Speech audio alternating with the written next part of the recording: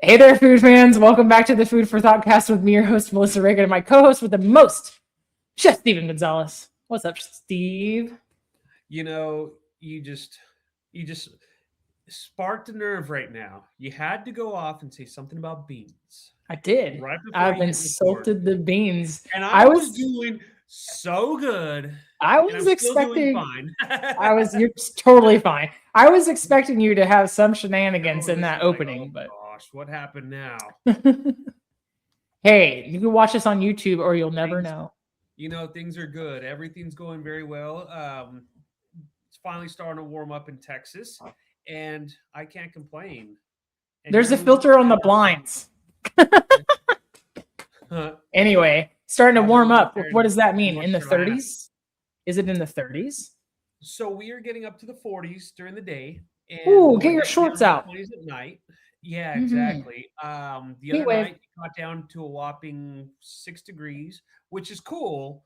Um, Literally. it snowed, and it's now we're getting back to normal. So we're getting food at the stores, and customers are N- coming back. Life's good. nice. How are you?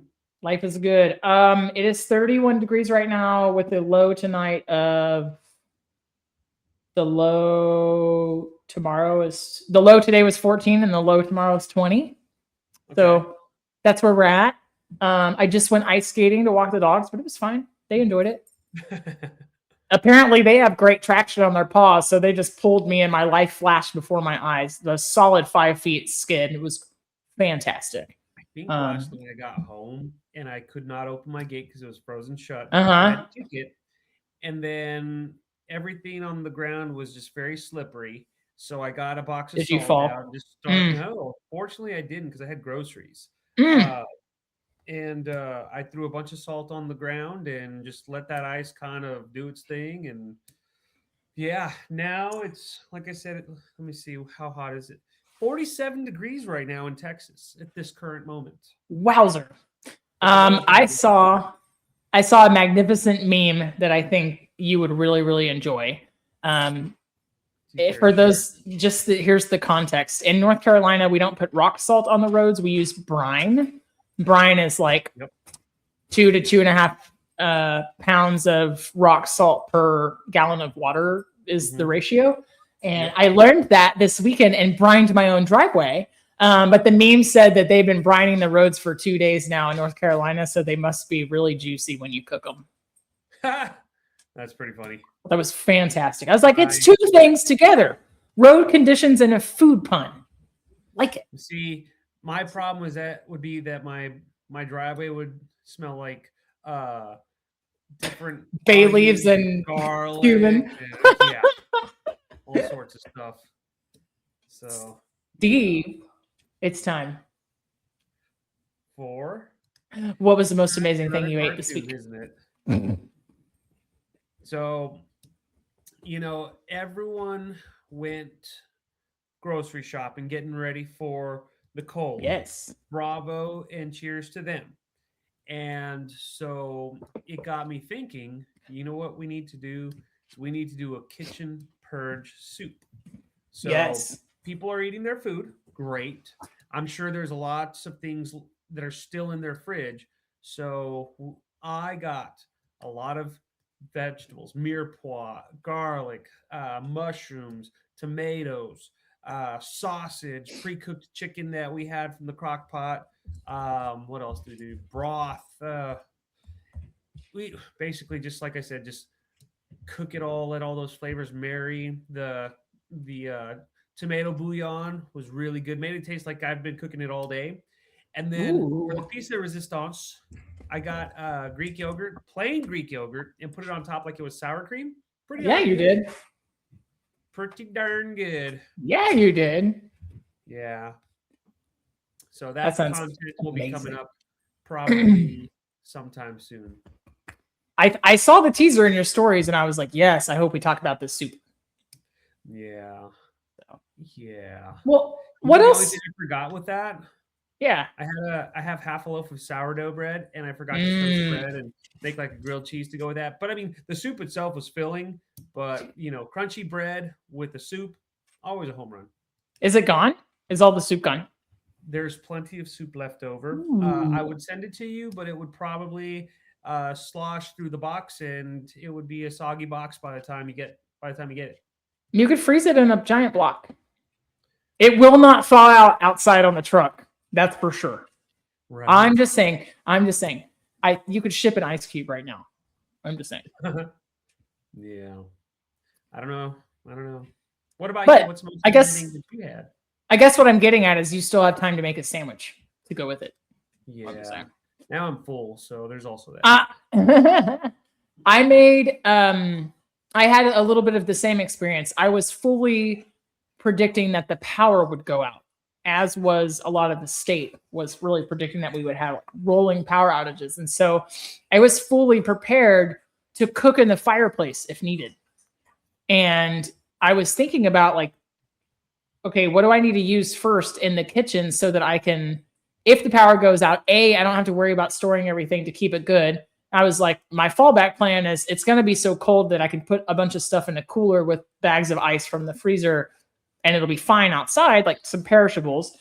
Right. But on Saturday night, I was like, let's cook a couple things that I could easily reheat on a little foil pan in the coals if I had to, like very worst case scenario. Yeah. And so I ended up making a chicken broccoli fettuccine Alfredo casserole.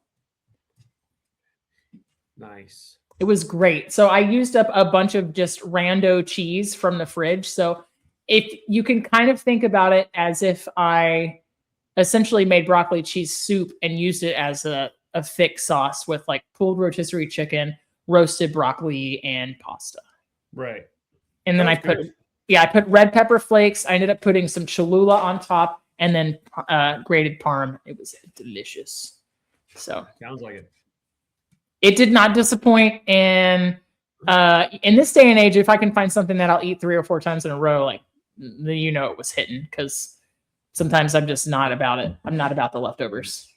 I'm trying to just eat up everything in my fridge. My wife keeps saying, "Oh, we'll just go to curbside and this and that," and I keep reminding her, like, "Hey, that's not a good idea right now. It costs money."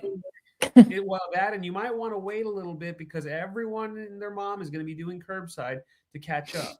So, yeah, but it's just staples, water, eggs, nothing crazy. Yeah, or just people are still hoarding the toilet paper like it's COVID. They're still doing that over there in North Carolina? Yeah.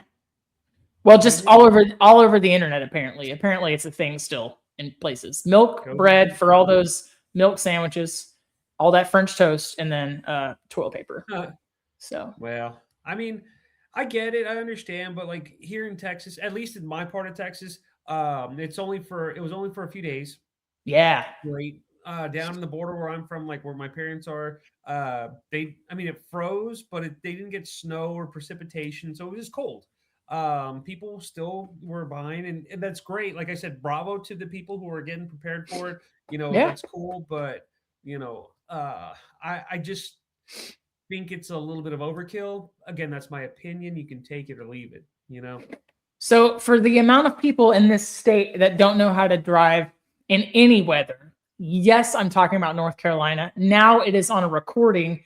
I said what I said.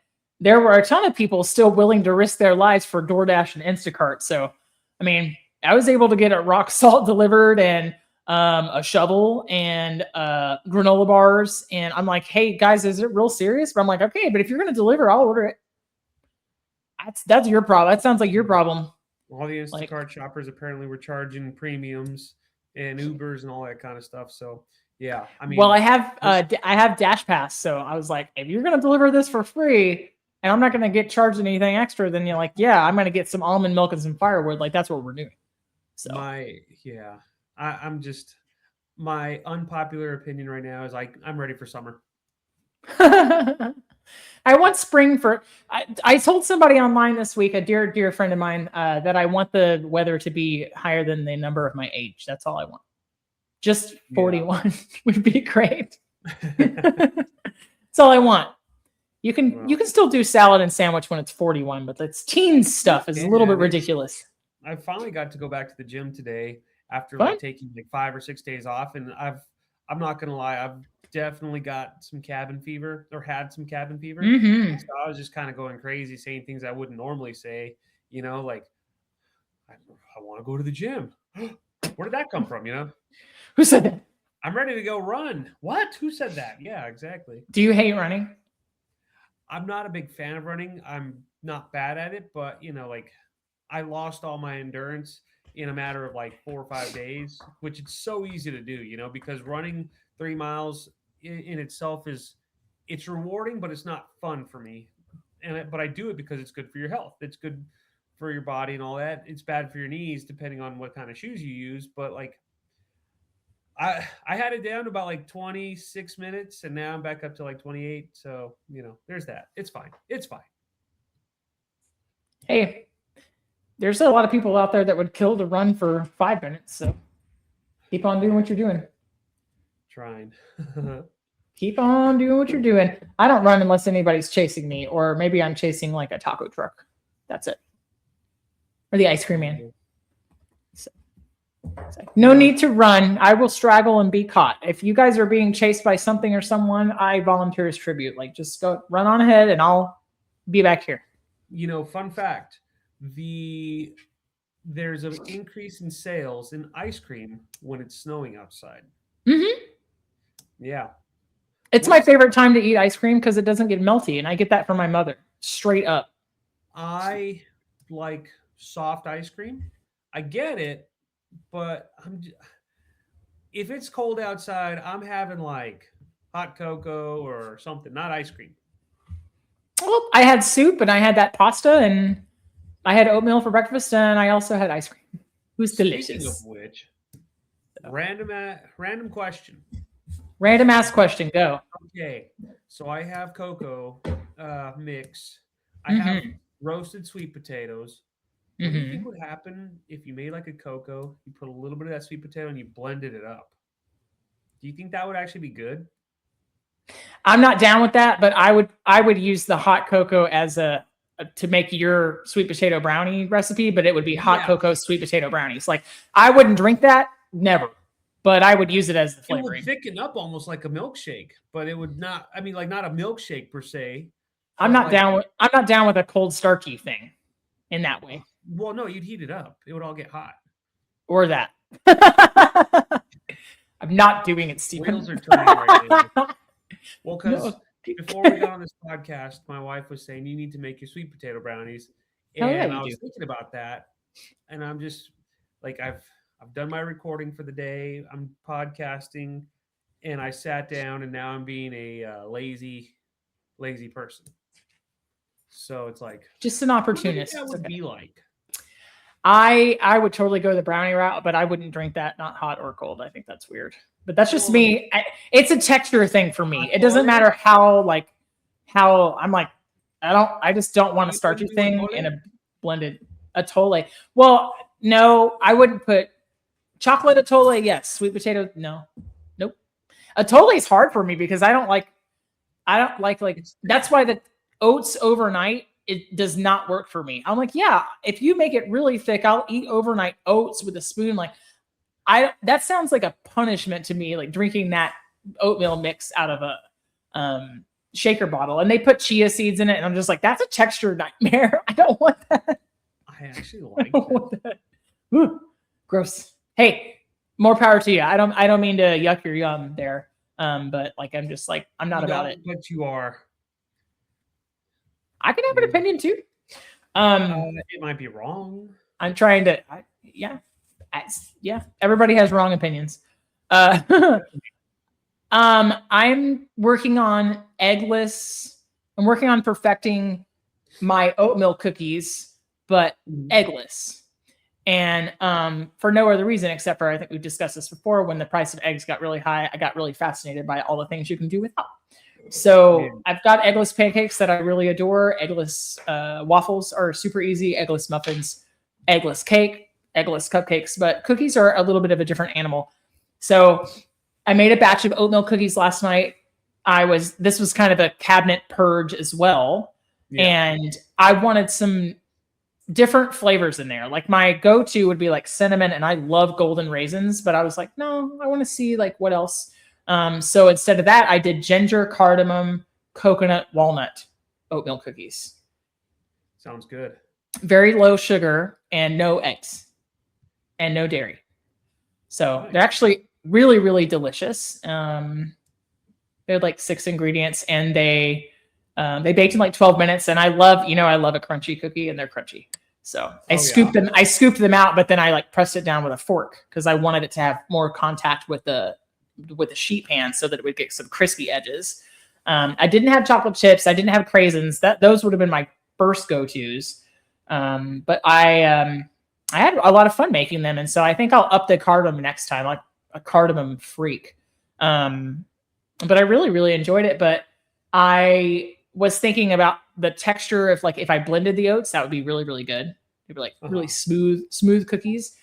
And then the other thing I was thinking about was doing like orange and lemon zest in there.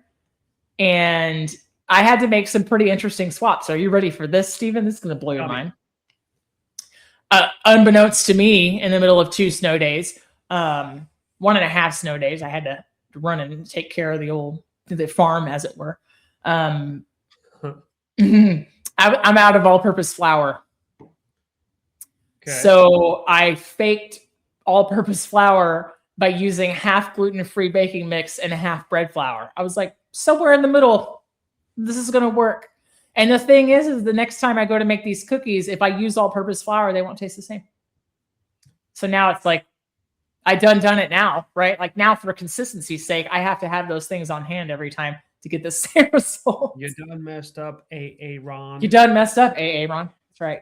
So I thought it was a pretty genius substitution in the 11th hour because I was like, I'm not going to the store. The streets are ice. I'm not doing it. So, you know what's funny is I just put my truck in 4-wheel drive and I thought, I'm cool, I'm safe. People are getting to the store in their little Mustangs and Corollas and stuff like that. I'm like, well, I guess I just feel like a total tool. But I've always been a truck person, so I don't want to hear it. Nuh-uh. That's okay. I like trucks. Your dogs are saying, yeah, Steven's right. Trucks are cool. Trucks are way cool.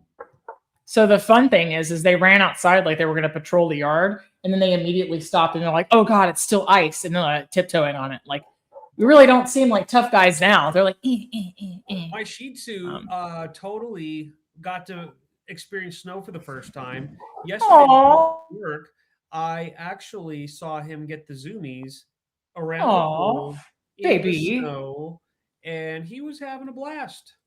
He was having a good old time.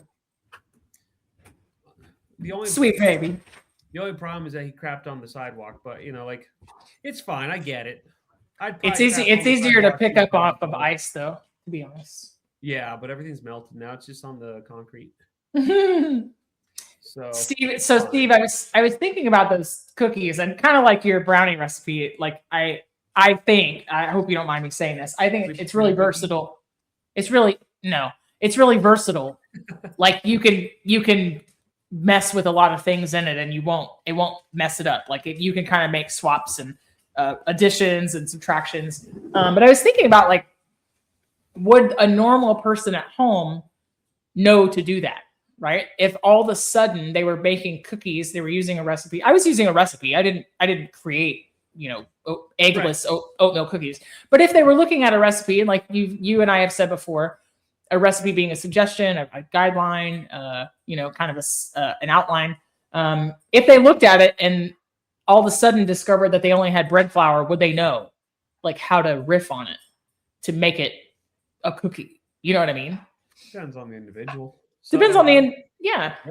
Because like there's some people who would do their homework and research and look at all that because they're just truly intrigued by it. And then there's some people who like don't cook or bake or anything like that. And they'd be like, we're just going to substitute it as is because it still says flour on it, Yeah. So it could have been some really like chewy, hardcore texture cookies. Yeah. I think like I'm going to put this out there for no other reason than I feel like it needs to be said. I feel like AI is evil, but I think this is like one spot where ChatGPT really comes in handy because somebody can just be like, hey, can I use this for this? And then you'll get like 15 answers that are mostly based on you're just using it as a glorified search engine at that point, right? So I think for cooking questions, it's like a really, really good go-to. But I think that maybe your average person wouldn't know how to make that pivot without knowing the fundamentals first.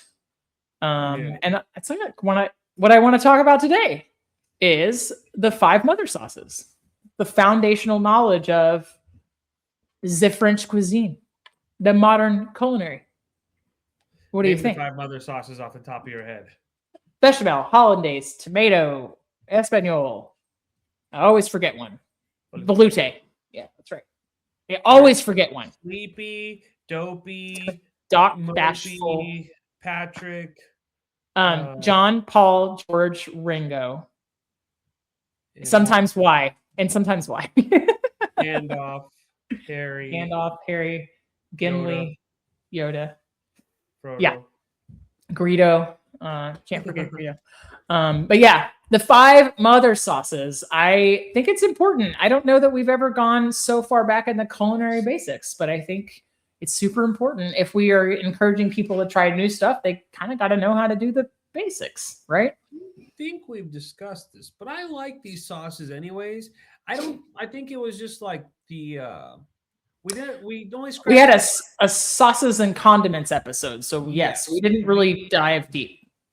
Yeah. So Steve, what do you have a favorite of the 5 mother sauces? My favorite, honestly, is hollandaise because egg yolks and butter. What more do you need?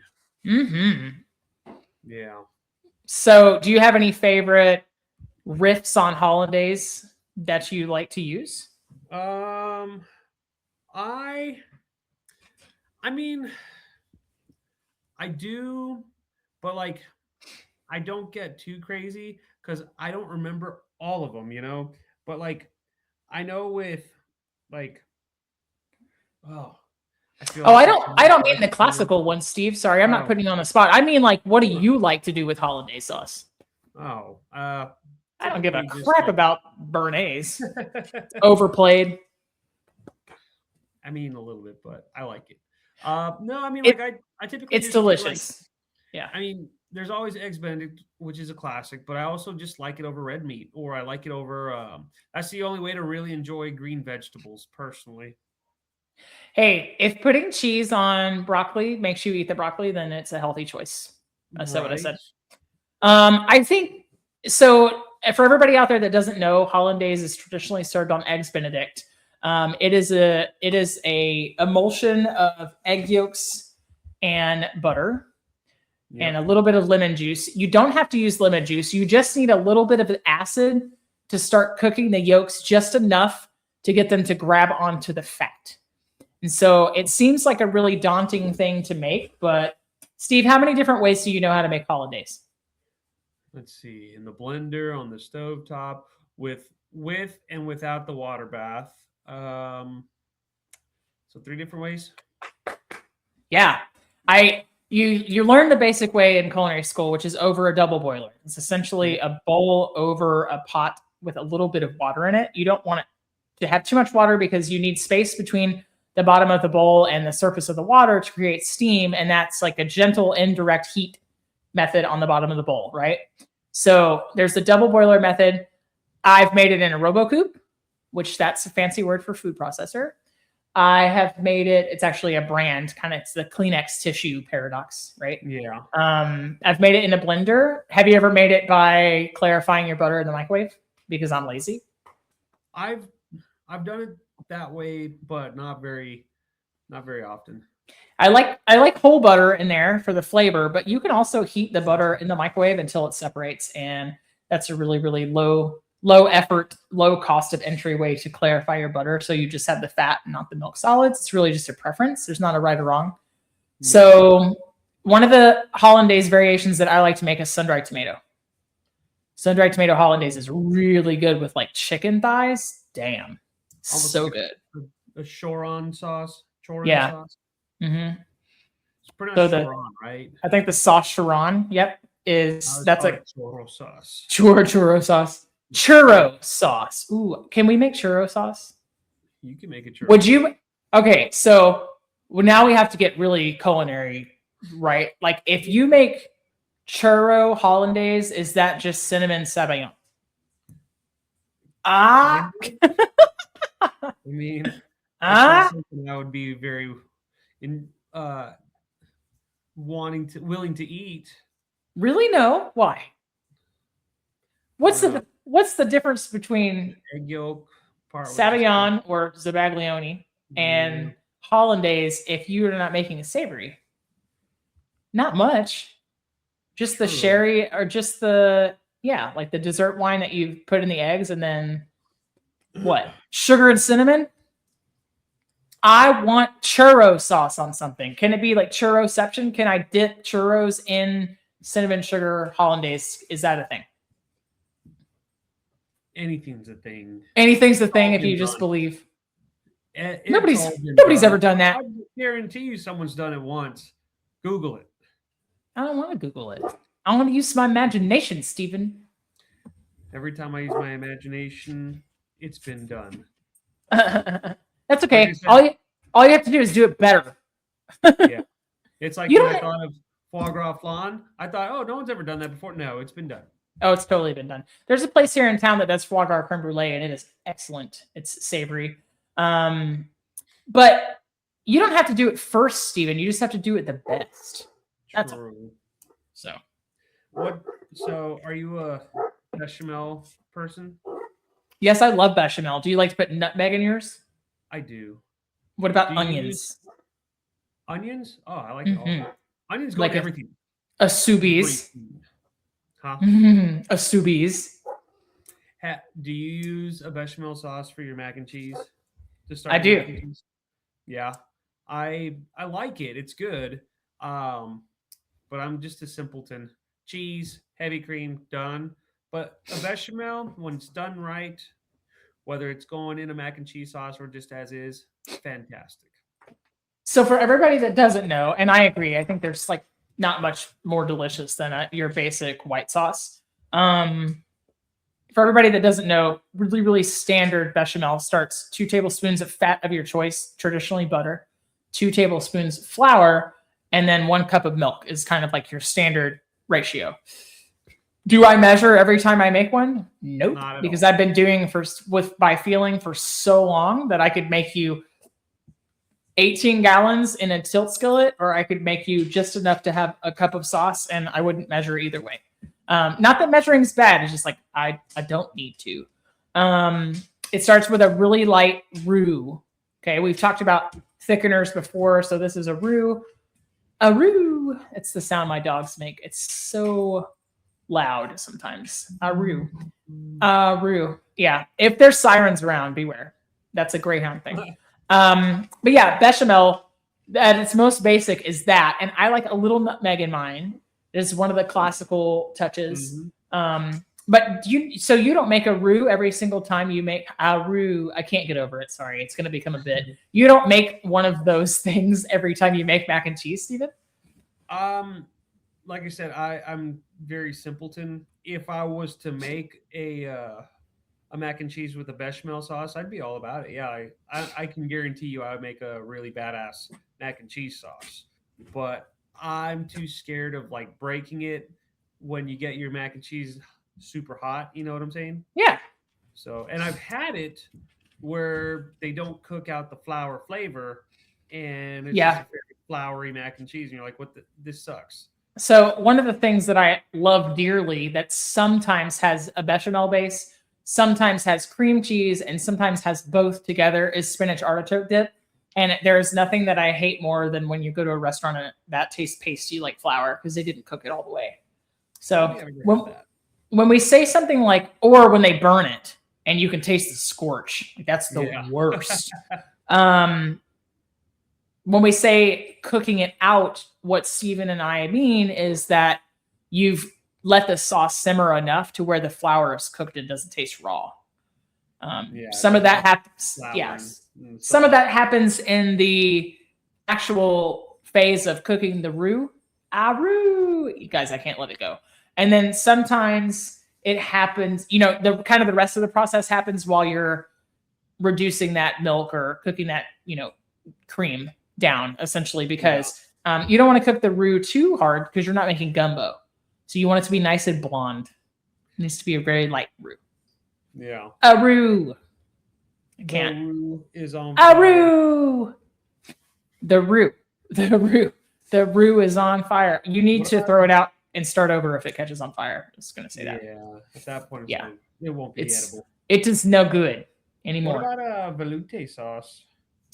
Veloute sauce. Veloute sauce, in case nobody's ever heard of it, the most approachable way you might know this is brown gravy, for lack of a lot of other, Yeah. for lack of better ways. But usually you see this as chicken veloute, fish veloute, which I do not care for. But it's the same blonde roux and usually like a clear to white to light brown stock. So chicken, fish, or veal are the most the most traditional use. So really you can think of this veloute. I think a chicken veloute is a really great way to start out a chicken piccata, even though it's not traditional. Interesting. Because you can just sub out half of that chicken stock for some fresh lemon juice and zest, and then add your capers and butter at the end once you turn the heat off. And it keeps it from breaking and it keeps the sauce from being so greasy, rather than using like a butter and lemon based sauce. Yeah. So, but yeah. I remember being in hotels and relearning how to make a veloute. Mm-hmm. I remember one of the banquet chefs was telling me you need to make this veloute, and I kind of just froze. I was like, refresh me on that, because I hadn't made it in years. And so like when they reminded me of just how simple it was to make, I was like, oh yeah, of course. Fantastic. Simple sauce, really good. I forgot what we put it with, but it was probably like poultry or something. Yeah, it sounds really, really good. Yeah. I like Did it. you ever do like a allemande sauce? Remember that one? Mm-hmm. Allemande. Yeah, Where- I remember. Yeah. Where it's got like the veal stock instead. It's got egg yolks, cream, and lemon and all that stuff. Yeah. So it's not very different from like some people will thicken their mac and cheese sauce on the stove with a couple of egg yolks. So like they'll temper them in there. This one just has like a little lemon juice, but it makes it so veloute in French means velvety. So it kind of just makes it thicker and more velvety. Makes it velvety. So if you ever think of like, a chicken gravy is kind of like the closest way to kind of break it down. So if you've never heard of this before, chicken gravy is a really good, even honestly, like a turkey gravy at Thanksgiving, not too far off from this if you thickened it with a roux. All the classic techniques will show themselves in all the different applications because it's kind of like the basis for foundational cooking, right? Yeah. So The least Dog- one that I ever messed with I got a was dog hair in in my eye. What? How is that even possible? It happened. That's So because I'm petting them to keep them quiet, and the fur is wafting. And I Yeah. digress. Sorry. I was saying the least one that I ever use is Espanol sauce.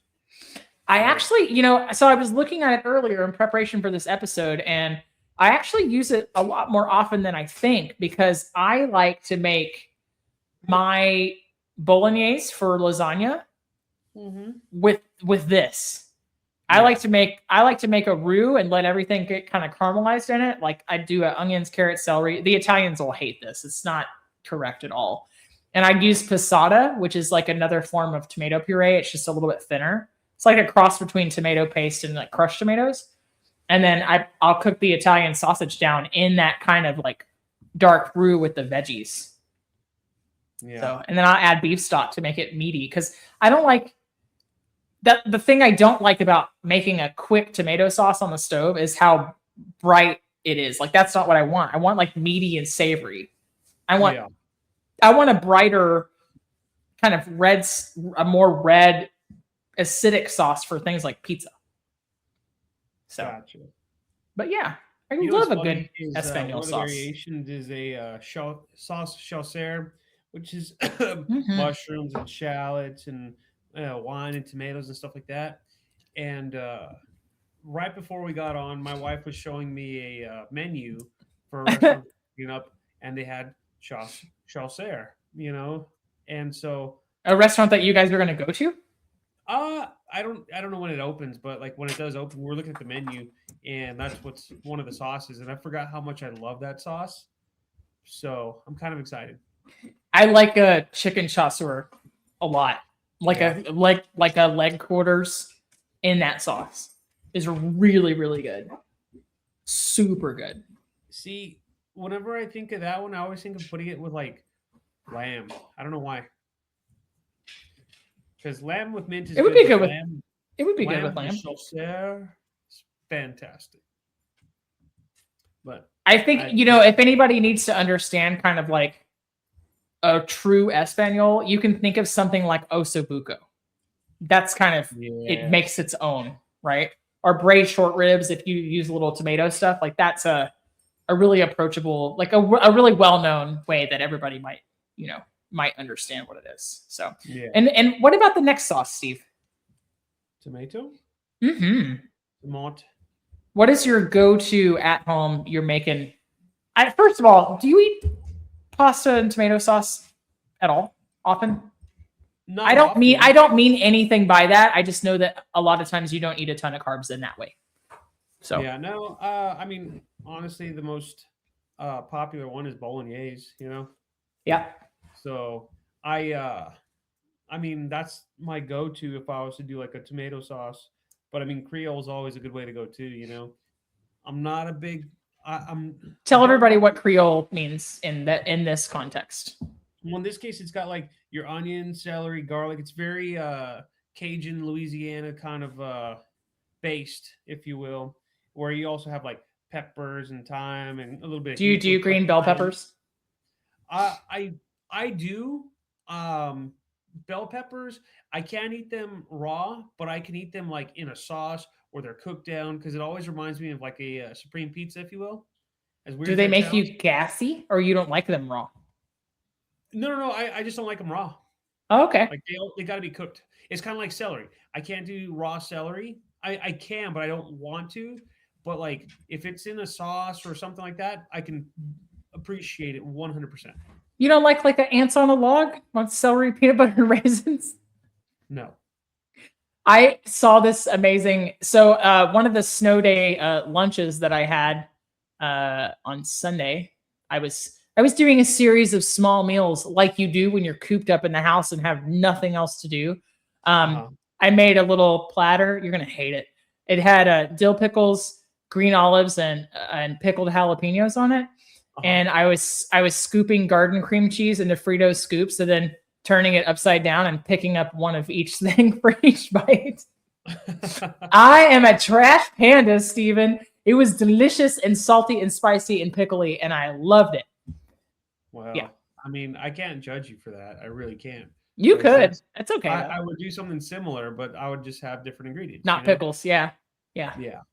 But I was scrolling the social medias like you do, and somebody had made a dirty martini stuffed celery sticks as an app. So they had done like gin and ground juniper, which is like a big flavor component of gin.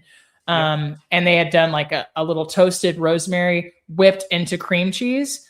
They had done chives on top, and then they had done thin sliced green olives, and they stuffed all of it in a celery stick, and it looked really good. Nice. So, is it the texture for you? The celery raw? It's the flavor.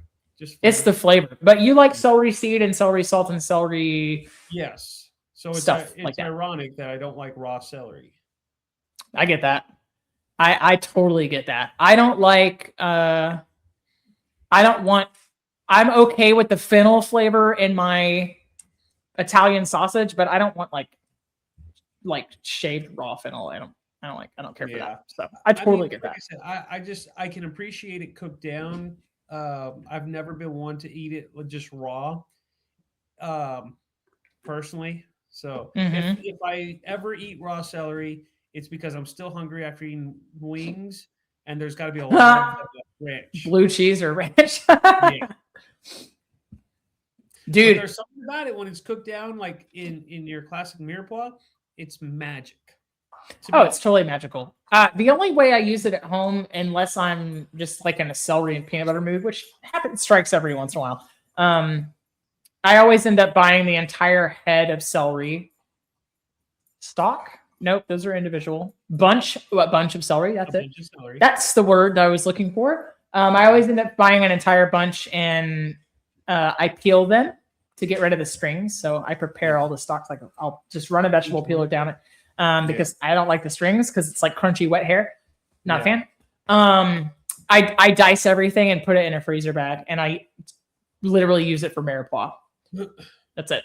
I literally throw it into stir fries and make mirepoix with it. That's Do you ever try to replant the stalk? No, I don't have time for that.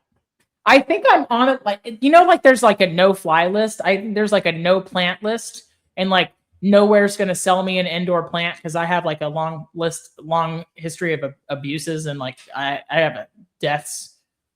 Yeah, there's like a history. I can't I'm probably on a list somewhere that says I'm not allowed to grow stuff. If I had to guess. So well, we wrapped all our plants, so we'll see what they're still alive after. Yeah, I let the dogs go out without coats, so I'm probably not allowed to like own like a pothos or anything like that. So, yeah, I'm an abuser, Steven, a plant abuser. See, that's going to be a soundbite. It's going to be a problem because there wasn't no context before I said it. So. That's where we're at now. Like, do your worst, internet. But yeah, all right. The tomato sauce. I love to put a little bit of anchovy paste in my tomato sauce when I make it because it's like a little bit of that umami, a little bit of that like, what is that? And it tastes so much better than everybody else's. I can go the completely vegan route too. For that, I like to put like one roasted beet pureed in there. It gives it that earthy umami flavor without the meat. Or I really, really, really love Vegemite into my tomato sauce. Just a little dab will do you. I still have that one jar of Vegemite in my pantry. I just always forget that I have it.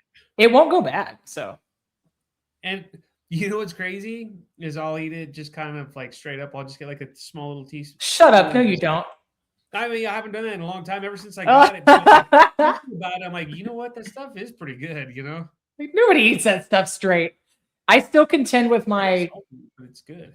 Whole wheat bread. It would be even good on sourdough. Like thinly sliced, toasty, warm bread. Little smear of butter, little smear of Vegemite, and thinly sliced apple and drizzle of honey. That's how I like it. So, see, I just don't think of that. I'm like, let's just eat it as is, smeared on a little bit of some toast. We're good. No, I mean, I love that too, but I just, I like the salt. I have to have a sweet with salty. So, true. I just gotta. I think that Vegemite. We got way off track here, but I don't care. We're having fun. I think that Vegemite would be like a really fun way to enhance a caramel sauce. Just a little bit. That'd be interesting. It's more depth to a salted caramel. So yeah. You could call it like an Aussie caramel or something like that. Be willing to try it in some hot chocolate now. It's a caramel down under. Potato. You and the hot chocolate and the sweet potato. Get out of here. I have sauces. When I first got diagnosed with diabetes, I went on a let's buy all the sugar-free things spree because I really thought that was going to be the only option. And now I figured out that sometimes it's just better to have the real thing in moderation. And so there are a couple of things that I really didn't care for. The sugar-free Swiss Miss being one of them. So yesterday, when I was making the cookies, I was like, I wonder if I could make hot cocoa oatmeal cookies. Like anything to get rid of I just need to cut the losses and move on, Steven, because I think the entire box was like $2. But I can't. I'm like, I must use it. Must use it. So I could let myself off the hook and not have to use it, but it's really awful. There are a lot of sugar-free things I like. Diet Coke is amazing. Splenda is pretty great. Sugar-free hot cocoa ain't it. It ain't it. Wow. So. I'm just saying. Now we're gonna have to mess with this. Ugh. It's not it. So are you gonna make sweet potato hot cocoa? Is that the deal? That's what we're gonna do here after we wrap up.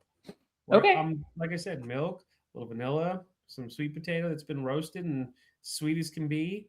A little bit of some chocolate. We'll add some Vegemite to that too. Do you have a Ninja Creamy?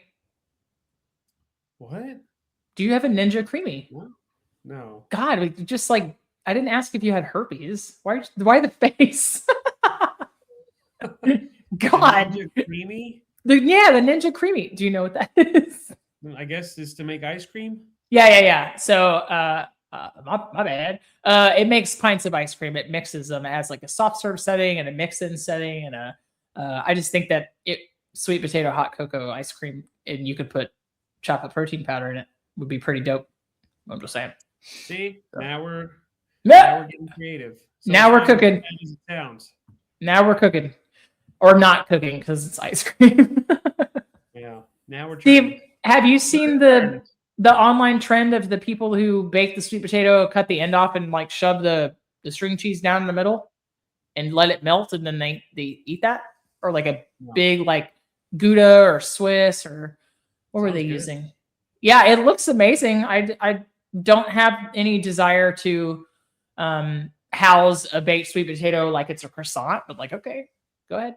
Pop off, queen, as the kids would say. Somebody's kids, I don't know who, but yeah. So which of the 5 mother sauces do you think you use the most often since you got out of culinary school? The hollandaise? Yeah. That's your preferred method for asparagus, broccoli? Yep. Everything? Red meat, breakfast. Red meat? Sandwiches. Wings, pizza. I do it with everything. Greens, beans, potatoes, tomatoes? Pretty much. Yes. Your name. All right. I couldn't resist. Sorry.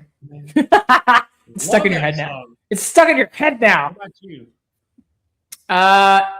Honestly, it's probably bechamel. Just saying.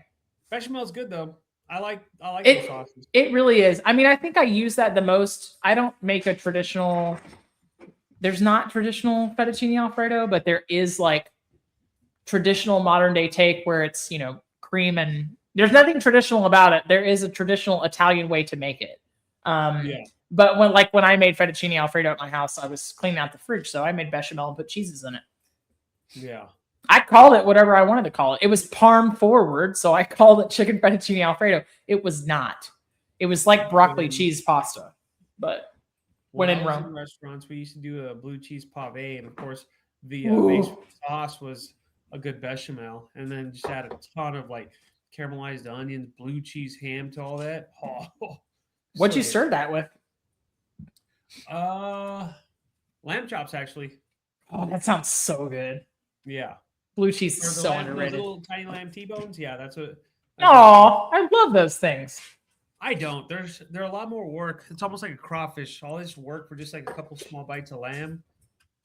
I like them because I won't seek them out, but man, every once in a while you can catch like a really good sell. Yeah. And so if you're just cooking for 1 or 2 people, you can a lot of lamb for a little bit of money. So yeah. Yes. Steve, what are you cooking this week besides hot chocolate, sweet potato hot chocolate? I was gonna say sweet potato hot chocolate. Apparently. What are you actually eating? That is a beverage, sir. Ooh, I don't even know. That's a good question. So you're trying to purge everything that's in the house, right? Yep, pretty much. You have a plan? How are you going about this? Do you have like a list of everything you got? You have a little inventory? Yeah, I'm just winging it. Just winging it? Are there wings involved? I wish, but no. I had one last portion of the giant bag of wings I bought at Aldi. So I had a half buffalo, half barbecue situation on Saturday night. It was delicious. Nice. So I've started buying and prepping Yukons and russets, a little bit of a mixture, and I cut them into home fries. I grate hash browns. I cut wedges and I cut French fries, and then I blanch and freeze them ready for the air fryer. It's one of the best presents I've given myself in the last month. Nice. So, fries on demand. Potatoes on demand, essentially. I like it. It just takes a little bit of planning.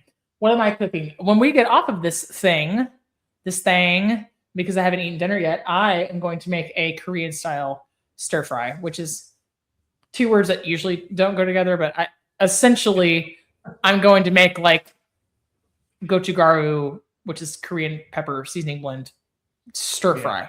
So a little bit of Pan Asian, teriyaki soy, a little bit of sesame seeds, chicken, stir fry veggies, some of that celery we talked about earlier for the flavor, and then gochugaru and gochugaru and a little bit of a bulgogi sauce that I found kicking in the back of the fridge over some jasmine rice. It is a Pan Asian delight, but Korean forward, if I had to choose. So that's what's happening over here. Well, it sounds like that needs to happen. So it's gonna be delicious. With all that being said, to all of our listeners, we appreciate you because now we're both hungry. Yes, starving. So, hey, if you've never tried one of the 5 mother sauces, you should give them a shot. You're going to need them for something eventually. And they're a really good thing to have in your repertoire and a really easy entry into the foundation of cuisine as we know it. So, the basics, as it were. So, Steve, we got to go. Go eat. Talk to you soon. Bye. Bye.